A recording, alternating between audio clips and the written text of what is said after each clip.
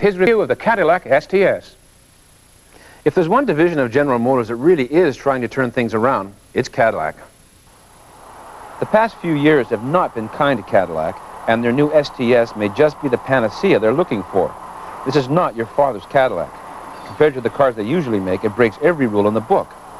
For starters, it doesn't even look like your typical Caddy. With its low roofline and oversized wheels, it conveys a feeling of strength and power, as opposed to luxury and elegance. Personally, I think it looks great, with a few qualifiers. I think it needs a longer trunk deck, and there is still far too much chrome on the car, but it's a big improvement nonetheless. These twin exhaust pipe extensions are a nice touch, and with an overall height of only 1,352 millimeters, or 53 inches, this has got to be the lowrider of the septuagenarian set. Despite the fact that it's front-wheel drive, the STS is also the fastest Caddy on the market. It's powered by an extremely lively 4.9-liter V8 engine that belts out an impressive 200 horsepower at 4,100 RPM, more than enough to send this 3,500-pound four-door from 0 to 100 kilometers an hour in about 8 seconds. Only one transmission is available, a 4-speed automatic. This is a very fast automobile with a computer-controlled top speed of 125 miles an hour, and excellent takeoff power. In fact, the first time I really booted it, I practically ran into another car. Here is a major problem here, and it almost caught me by surprise.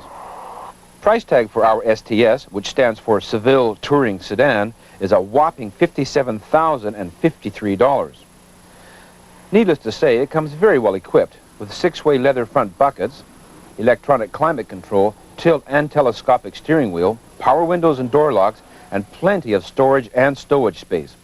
Back seat passengers even have their own lockable storage compartment.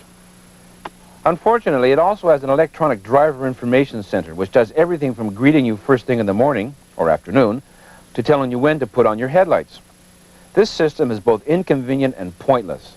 A good set of dashboard-mounted analog gauges would do the job nicely, and having to continually reach down to find out what RPM the engine's running at, or what your driving range is almost dangerous. Each time you do it, your attention is taken away from the job at hand, which is driving the car. In fact, my biggest problem with the STS is that it can't make up its mind if it's a performance sedan or a luxury land yacht. It runs like a performance car and handles quite well, all things considered, but it brakes like a bus, anti-locking brakes notwithstanding, and the prodigious torquester virtually negates the sport aspect of the STS. I'm not kidding. When you put the pedal to the metal with this car, you better be sure it's pointed in the right direction, because it can get away from you but quick. It also features the usual Cadillac silliness, like an electric trunk grabber and centrally locking doors that only lock from the inside, that no other luxury car maker would be caught dead using, except perhaps Chrysler. I've always maintained that Cadillac needs a good performance sedan to compete with the Europeans and Japanese. The STS is a big step in the right direction, but it needs work. It's also looking at some formidable competition. The BMW 5 Series is a rival here, as is the Infiniti Q45, Lexus LS400, Acura Legend, Jaguar XJ6, Saab 9000 CD, and even the Mercedes 190 series. Despite what I said about this, Tony, I did like this car a lot more than it may appear. Well, I quite like it too. It's powerful and it's well built. It looks good. I like the styling, but it's still too glitzy inside for me. And there's too many silly gadgets like that trunk closing device. Yeah. I could think of about 50 other things I'd rather have on that car than the trunk closer. And that big ugly slab of a dash. It's just out of a cake. It reminds me of that line out of On the Waterfront with Marlon Brando where he's in the car and he said, I could have been a contender. This thing could have been a contender. It has the makings of a good car, but the interior is got to be 15 years out of date. Some of those controls and knobs and buttons are ridiculous. I mean, they got no business being in a car of this. Well, that's quite true, and it applies, I'm afraid, to a lot of North American luxury cars. Now, they're well made and so forth, and the materials are very good and so on, but if you step into something like a Lexus, an Infiniti, or one of the German products, there's no comparison at all. It's just as though time had stood still at GM in the luxury interior. Another thing that I didn't mention, I don't know if you noticed it or not, but the power seat, the driver's side seat broke on one side.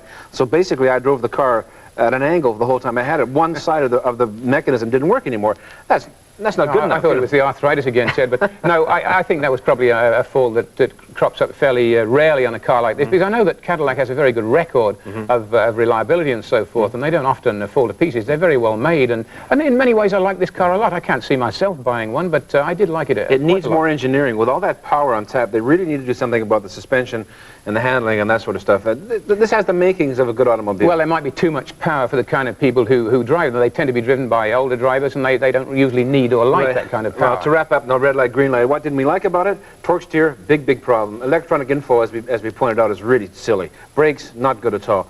On the other hand, it has excellent power. This is a very powerful car. The features, you get a lot of stuff for the money, I have to say that. And styling, I quite like it. It's subjective, of course.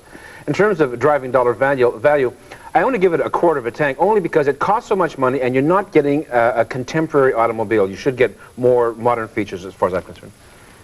We'll be back with the Orbital